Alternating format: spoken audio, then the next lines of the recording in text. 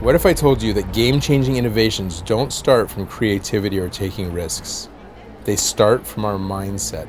They start from zero. Everybody, Chris, that I have spoken to and told them that I'm going to be talking to you has been so super excited.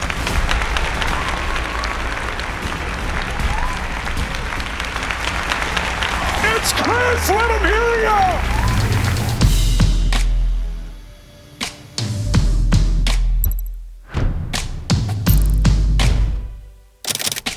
Chris, it's such a pleasure to meet you and a privilege to be with you. You've got a product that most of us around the world all are delighted by. I can probably remember the first time we ever used it. I certainly remember the first time I did. Hands up who uses Shazam. All right. Okay. Organizations have a tough problem. Their people need to deliver on the plan, but we also want them to take risks and to be innovative. The solution? Get them to think differently. And that's what I'm going to share with you today, the mindset that can lead to great innovation. Both from creating Shazam and then from later working for 8 years at Google and then 4 years at Dropbox, there was this philosophy of wanting to innovate on everything and every aspect, not just technology.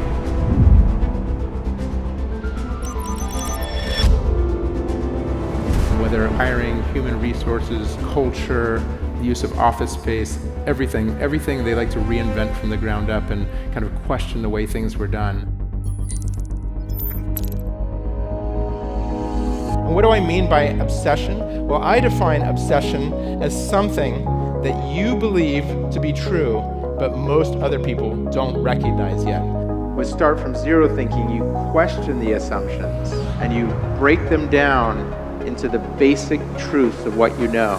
When people say, wow, how did you come up with the idea for Shazam? The idea was not, what's that song? That was obvious. So why don't we all do this start from zero thinking anyway? I mean, if it's so great, Elon Musk, Henry Ford, Steve Jobs do it, we should just do it. At that time, all you could do was make phone calls and send text messages. And we thought there's got to be something else you can do with these mobile phones. What else can we do? And this is what we had to work with. This was the most popular phone the year that Shazam launched. Because we had this great idea. You're just gonna hold your phone up, it's gonna listen, and then identify a song. We're just so far ahead of our time. We've got to find a way to do it. How can we do it? The first challenge was that it was impossible. Because you have to keep in mind that when we were starting Shazam, the iPod had not yet been invented, and iTunes had not yet been invented. But we asked this professor, can you please rank the 5 smartest on this list? Where he said, the number 1 rank is a guy named Avery Wang.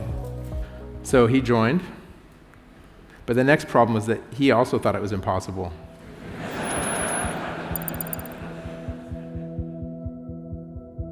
As an entrepreneur, I learned that you have to come up with more than just one great idea.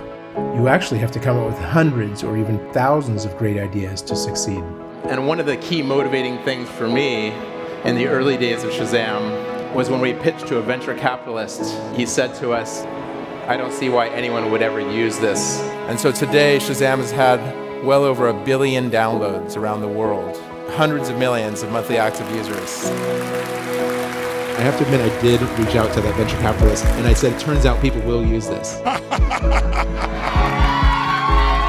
Those are examples in Shazam, but those kind of things exist, also for large companies creating new products and new businesses. So you never give up.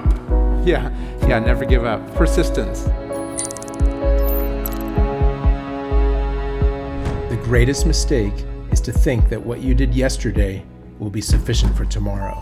And I recommend that you try this out. Pick something, some product, some problem, something you're trying to solve, and start from zero thinking. Try questioning the assumptions and see if you come up with a new solution.